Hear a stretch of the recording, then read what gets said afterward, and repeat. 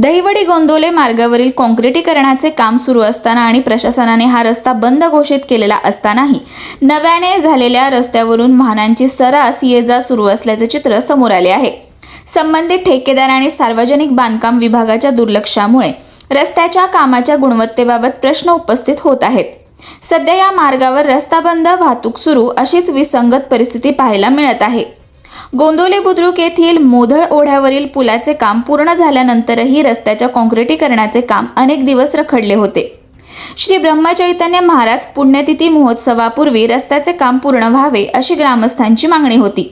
मात्र संबंधित यंत्रणेकडून दुर्लक्ष झाल्याने महोत्सवादरम्यान भाविकांना उखडलेल्या रस्त्यावरूनच श्रींची पालखी नेण्याची वेळ आली होती। यानंतर जानेवारी महिन्यात रस्त्याच्या कामासाठी जिल्हाधिकाऱ्यांकडून दहिवडी गोंदोले मार्ग बंद करण्याचे आदेश घेण्यात आले होते। मात्र त्यानंतरही प्रत्यक्षात कामाला गती मिळाली नव्हती।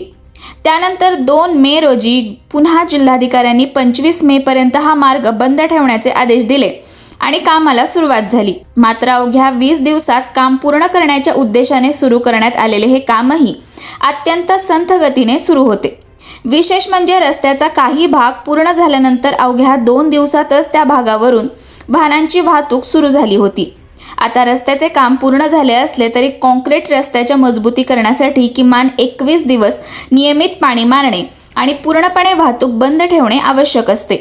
परंतु प्रत्यक्षात रस्त्यावरून दुचाकी, चारचाकी तसेच अवजड वाहनांची वाहतूक सुरू असल्याचे दिसून येत आहे। संबंधित विभाग आणि ठेकेदार याकडे दुर्लक्ष करत असल्याने नव्याने झालेल्या रस्त्याच्या टिकाऊपणा आणि गुणवत्तेबाबत नागरिकांमध्ये तीव्र नाराजी व्यक्त होत आहे।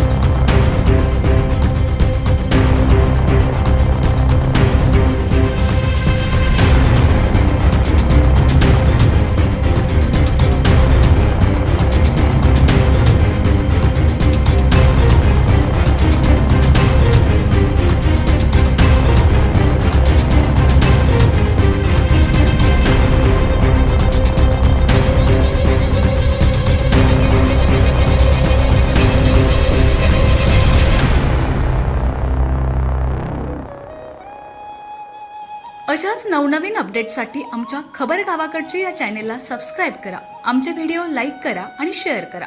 धन्यवाद।